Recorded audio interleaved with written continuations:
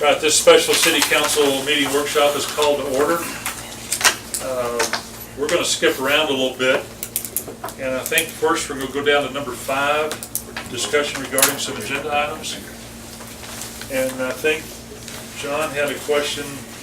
I want to know more about the Vibrance. Is it called Vibrance LLC? Vibrance, sure. Yeah. They're an organization that works for municipalities in an effort to see where you may have leakage of revenues.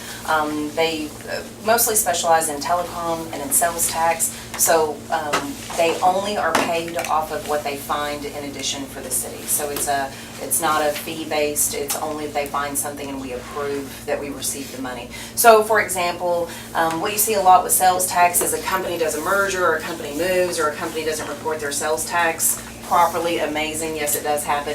And they research that and find revenues for us, and we pay them a percentage of that. So you see The major hospitals use a company that does a similar thing too. Quite a few corporations do that. And you'll see it in telecom quite a bit, where, as you know, on your own utility bills, you sometimes go, what is that tax for? What is that fee for? And with the amount of streetlights we have, with the amount of utilities that we have, the amount of property that we own, we'd like somebody to just take a look at it. Do you know what the percentage is? I don't have that off the top of my head, do you have that? But it's only of what they, Of what we found approve. revenue, Right. right? Yeah, what they That's did. approved. Yeah. I'm sorry. So they just go looking around at different times? We give them all of our bills. Oh, okay. So it's mostly done by email, and we send all of our bills, and Okay. they tend to call vendors on our behalf, and those vendors know this company. 35% of 30, I thought it was 35, yeah. Pretty good chunk of money. But if we don't have it. If they don't find it, they don't get paid much. Can we go and ask them to, hey, can you check out this or that? Sure, sure. Now, No, this is for revenues only or for taxes and things like that? Also taxes, because we Okay. can ask them, what I plan to do is go look at telecom, because that's usually a low-hanging fruit. There's usually money that we're overpaying. So to take a look at telecom, and then secondly into sales tax. You folks that are not submitting their sales tax to the OTC. They would That's work Or with not OTC. all of it. Mhm. It sure saves an audit from the state. And the state notifies us when there's mispayments. I mean, they do pretty good, but they don't catch everything. They're not looking for it. Yeah, they don't know. They're not. They just send you overpay. Yeah. Right, once again, we're bouncing around. Anybody else have anything on the agenda? Okay, I guess we're gonna have to go to number 3. Discussion regarding land use designation on Johnson Drive. We have 2 speakers. Marcia Dewart, if you would be first, please. Are we timing? Yeah. Timing 5. Is that timing 5? If you want to pass those around, I think most of you that'll give you some more information and let you know what documents I'm referring to.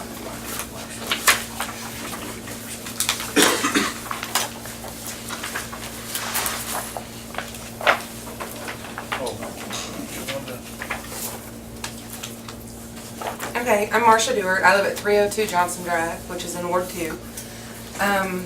Our objectives right now are kind of twofold. We're looking at the possibility of rezoning Johnson Drive and Lynn Street, and we want to block proposed development on the interior single lot for self-storage facility, which is not compatible with existing use in our neighborhood and is not compatible with the structures or the road. Johnson Drive and Lynn Street is only about 2 blocks long. We have 16 households. It's a cul-de-sac, dead end, and our road is only 16 feet wide, which is not a standard for the city. It is not a standard for commercial. To give you an example, industrial is 25 feet wide.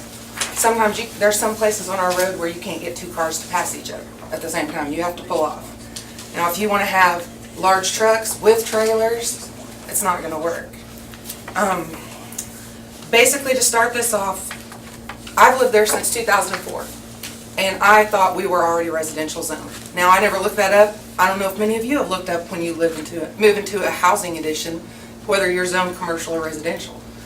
In the spring of this year, suddenly, the for sale sign on this lot that has said, for sale will custom build home, ever since I have lived there, suddenly said for sale commercial. So we all started looking into it and found out that they had a buyer for commercial and that he wanted to put in a mini storage. Now, March 17th, which is before the purchase went through, Mickey Allman came to the city planner and asked what he could do and what issues we needed to take up, and he was given an application for planning commission review and sent to the courthouse to get the proper legal documentation. Now, the intended request was to rezone all of Johnson Drive and Lynn Street from C2 to R1. Now, I'll admit the form wasn't filled out correctly, we didn't have all the information that was needed, but the intentions were made known. And we've been made aware that the sale of the land went through April 15th, and that the intention is to build a self-storage facility. Request for building permit was put through on April 26th, but my understanding it was incomplete and building permits have not been granted yet, was my last understanding of this. Our issues and concerns are the street access, 16-foot wide. We have basically asphalt road that has not been maintained. We have runoff issues. We have one resident that actually gets flooding in her home. We have, in the winter, when we have snow and ice, even the city snowplow got stuck on our street 3 years ago. Our street is not taken care of on that way. We have residents that will ask Mr. Allman, can they drive across his residence, his lot, to go to John Doll so they can get out onto Division. And if you get there after hours and there's ice, you can't get up the road. I've had somebody help me push my car up the road until I switch vehicles. We're worried about the type of business. Many storage units are storefront for unlicensed fly-by-night roofers, plumbers, electricians, painters, landscapers. There's also increased crime potential due to transient nature of renters. The current crime rate, disturbance calls are non-existent in our neighborhood. We would put it up against anyone. That would change possibly. Also, storage facilities do not require toilets, do not require plumbing. This is in the middle of a neighborhood. There's a map attached to what I gave you. If you're not familiar with Johnson Drive, the last page has the Google map that shows you what you're looking at. It's not an intersection, it's in the middle between houses. You're looking also at the potential of landlocking a lot that's at the rear of this property. There is an easement on this property that is the only way in or out to that lot. We're also concerned about quality of life due to noise, due to traffic, probability of sanitation issues, light pollution from security lights. We don't want the aesthetics of our neighborhood to go down. We're talking about single-family homes that all but one are owner-occupied. We all take very good care of our homes. They're neatly manicured, they are painted, they are kept up to date, and we don't want that to change. One couple's front door would actually look right into the front of the building of this property. We don't need this storage facility there. I've also looked into the comprehensive plan by the city, and it actually says that commercial areas, not just mini storages, but commercial areas of this type should be located at an intersection.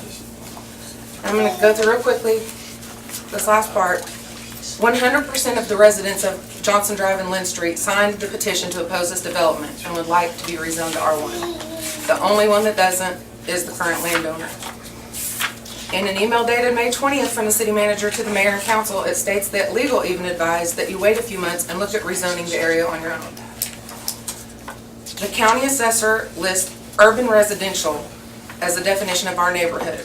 The annex guidelines, when you annex a property, says you should follow the county definition. I know. Any territory previously zoned by the county should be placed in an equivalent zoning district category. In your comprehensive plan as well, it should be appropriate for a central business district designation, except when it abuts another property lot or tract or parcel that's so designated. This abuts all residential lots on all sides. The Guthrie zoning code has no listing for self-storage facilities, which would mean it would require a special use permit, even if it stays commercial, which would mean it would have to have a public hearing, and the notification procedures would have to be followed by Mr. Rhodes as well. Well done. The rest of the information is in here and attached, and we would like you to consider our neighborhood in the way that we feel, and look into your comprehensive plan because it does play a legal role. Okay. Thank you very much. Do you have any questions? Not till you sit down. I'd be happy to answer it. Our next, Because this workshop is also for Randall to remind y'all what he sent you. Randall, do you want to lead any bit of this conversation? Because before we waste, you know. I don't know what the conversation has been, sorry I'm running late tonight. I mean, I can go through sort of the history that Renee has, I think, given everyone, if you'd like for me to do that. Or tell you the history of how we got to this point. And answer any questions that I'm capable of answering. However you'd like me to do that. how about before we let you get in here, Lisa Trask is the second speaker for the neighborhood. Let's let her do her 5 minutes. And then weigh you in there, and then Mr. Ruggs is here for the, You might let all of them let them go ahead, okay. talk. I'll hold her. I would let you. My name is Lisa Trask, and this is the youngest member of our neighborhood. We bought our home, my husband and I, in 2009. And when we bought our home, we were new to Oklahoma, new to Guthrie. And so we drove around and we fell in love with Guthrie, the small town feel. And when we found our home on a cul-de-sac, dead-end road, we knew we wanted to expand our family. We were so excited because we knew our kids could play in the front yard and only our neighbors use the road. All the cars are familiar. And in the backyard, they could play in the backyard as well. And then this building of the storage units, that won't be possible anymore for my children. My children will no longer be able to ride their bikes other than on my sidewalk that consists of 10 feet. They will no longer be able to play in the front yard without adult supervision. I can't sit outside in the front yard all the time and watch my kids. I don't have time. And my two boys that are 7 and 4 love to play outside, soccer, football. And the backyard is fine, but in the summer, the sun sets in the west and our backyard faces the west, so the front yard is shaded, and it's always better for them in the summer to play in the front yard. I just really feel that the storage units are going to just cause a safety concern, not only for my children, but for my home as well when I'm not there. My home is secure now, but how secure is it going to be with a lot more traffic, a lot more, me and my husband both work outside of our home, someone's not always there. And so it's it's a safety concern in the fact that we don't know what type of people will be frequenting our neighborhood. Other than where we live now, I know pretty much every car that drives down the street, and they're all kind and nice and wave to my children and that are standing out in the middle of the road waving back. I don't know if that will happen if the storage units get built. I had no idea it was zoned commercial because there's only houses where we live. When we bought our house, the same that Marcia said, it's not something we looked into, and we just really appreciate that the zoning gets changed to stay residential so that more younger families can move into our neighborhood, and so my children will have neighborhood friends and people to play with. But thank you for your time. Thanks, appreciate it.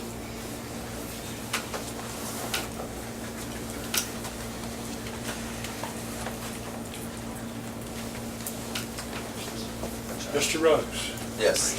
would you like to say anything? Yeah, I'll say some stuff there. Is not too happy about me. Mr. Ruggs is the property owner. Property owner. Of the property in question. Does anybody want to buy it? Sell it? Solve the problem? The city does a good job doing what they do. I probably should have logged up for this if I wanted to proceed further with this, but the city's going to determine whether I'm buying, I sell it to someone else, you may have the same problem again. So whatever the city's going to allow me to do, I'll probably do.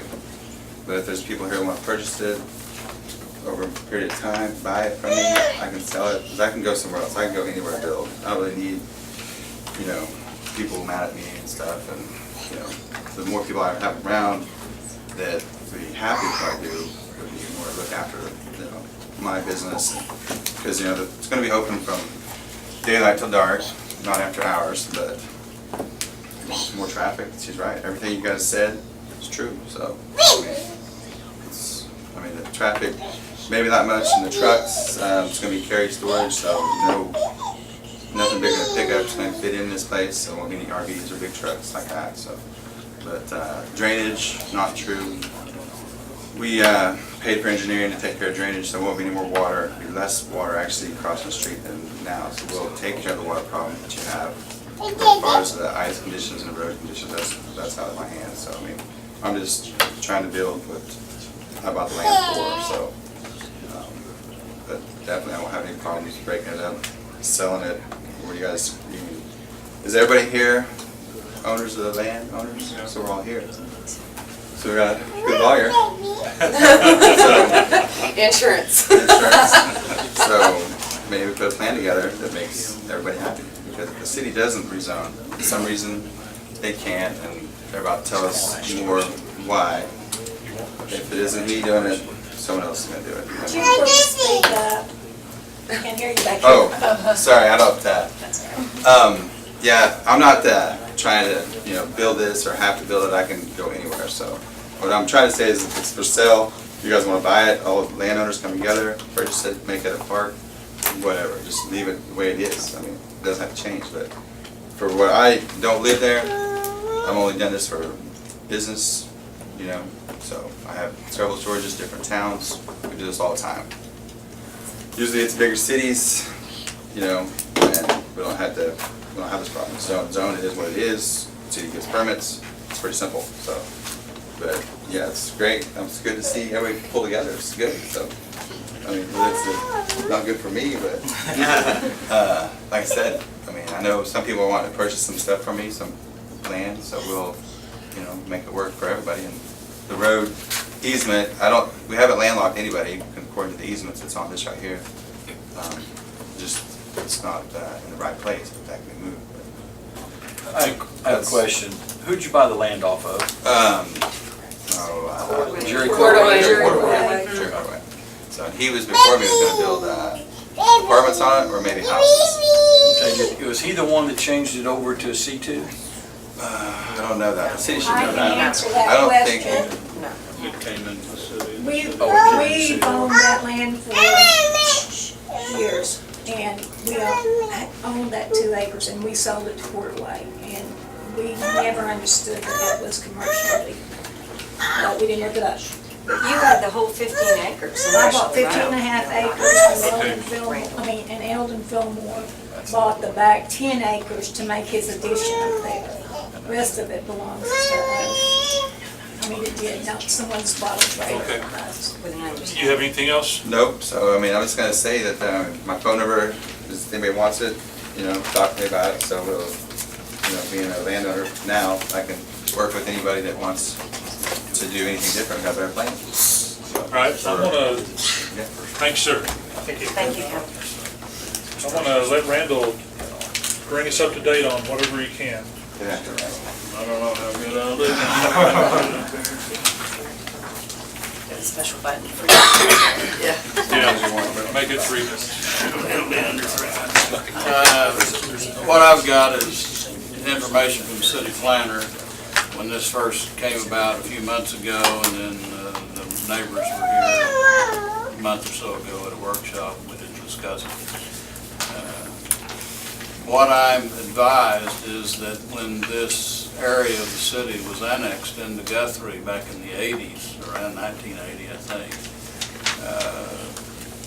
basically the city took swaths on the sides and zoned it the commercial zoning that it is. I'm told that the county plan called for this ground to be residential, and our city master plan calls it residential, but the zoning did not conform to either of those. But the land, all except for this tract, has developed residential. Then the current owner came and sought a building permit for mini storage. The issue then arose. The neighbors found out about that. There's been discussion back and forth. The staff was in a quandary as to what to do. I was asked a couple of months ago about the city filing a rezoning application. The city can do that. I, at that time, told Renee, let's see what happens and how this plays out.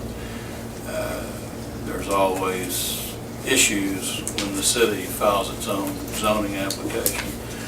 The owners of the surrounding property, I think, were ready to file to rezone all their properties residential and wanted to bring this tract in as part of that application, but for that to happen, the current owner would have to join, which I don't think he wants to do. Or the city would have to initiate that on its own initiative. So at this point, you know, the city remedies or the legal remedies for us in Guthrie are issue the permit, rezone it ourselves along with the neighbors rezoning their properties, or require in the future, and this would take an ordinance change, require that any mini storage in any zoning category be required to obtain a special use permit, and that would allow you then to look at each specific site in a site-specific manner to determine whether it was a proper use for a special use permit, even though the zoning may allow it. But that would take an ordinance change, I think, the way I've interpreted the ordinance, and I think the way Renee interpreted the ordinances. So it's not on the agenda for any action tonight. It's purely for discussion to look at options. I think, I don't know what the neighborhood's plans are vis-a-vis discussing with the owner. Well, I mean, from my position, I would certainly like the neighborhood and the owner to have that discussion before, obviously. I think that, you know, Yeah, because it's the that could direction. resolve the issue potentially. If it did, that'd be great. Everyone would be happy.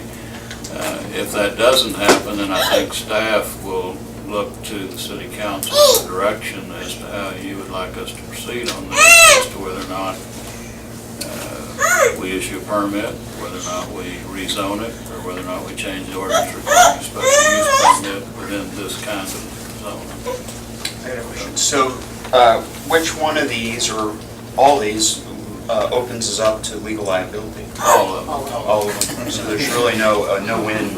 You know, anyone can litigate, and the owner of the property has that right. The neighbors, if they don't like the action that we take or think we've misinterpreted things, they certainly have the right also to proceed. A special use permit that kind of give us more coverage, or is it? I think it does. Personally, I think that gives you, certainly going forward, it gives you more coverage. This specific site is a more difficult site. I'm also told that the property, prior to this owner acquiring it, was advertised over the years as residential property. So I see a lot of head shaking, and that appears to be what most people thought the zoning was in this area.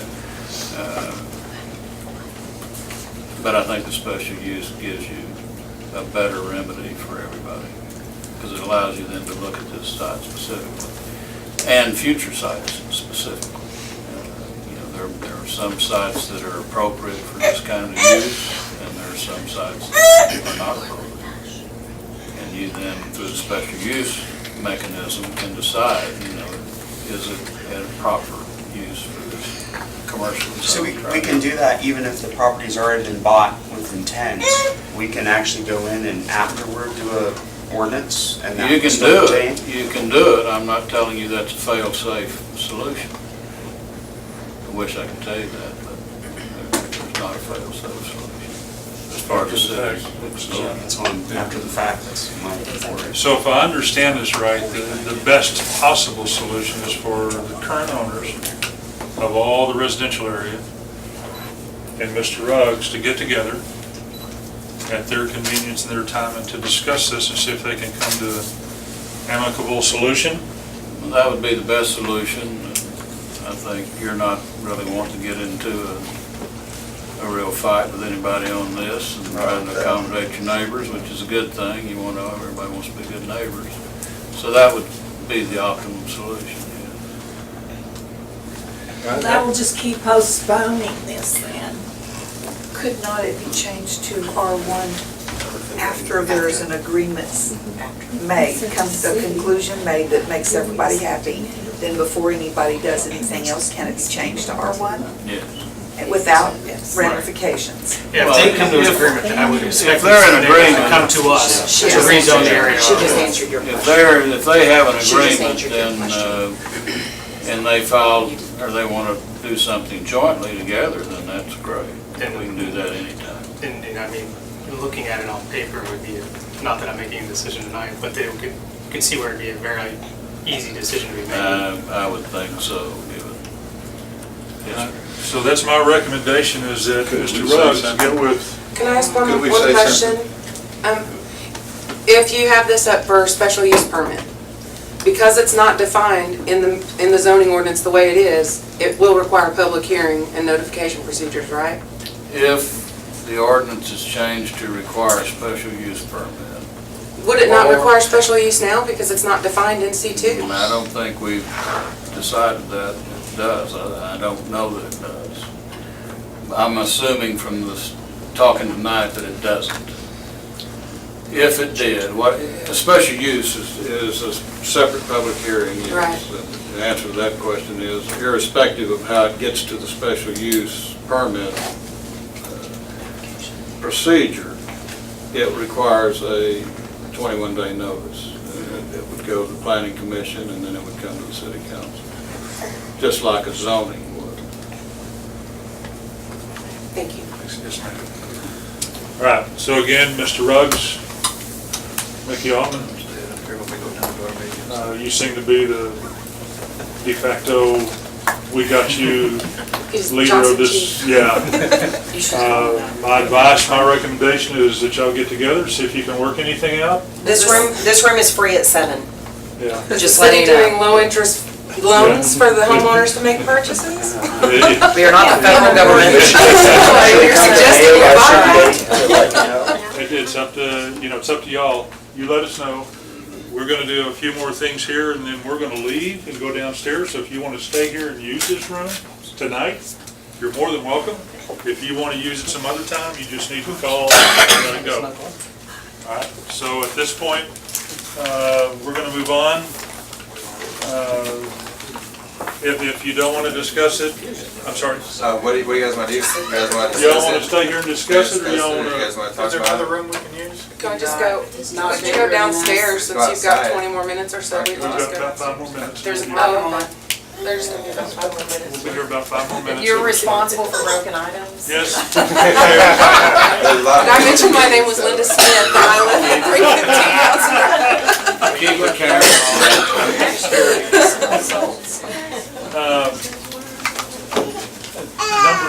You got it. No, I was just saying, they're more than welcome to use it downstairs if that's where they were going.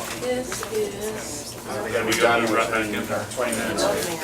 Yeah, take this long. And they won't be there for a while. Okay, on number 4, discussion regarding contract for Convention Visitors Bureau with the Guthrie Chamber of Commerce. Unless somebody has something specific, I think we're just gonna move that down At 47. to the council. And depending on that, that may be a no action item. Number 6, request for future items of discussion. Anybody have anything?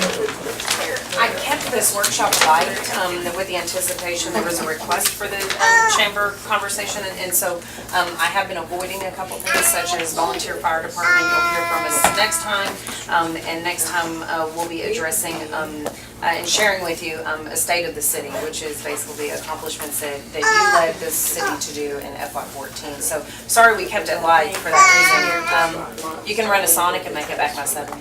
All right, with nothing else, we are adjourned.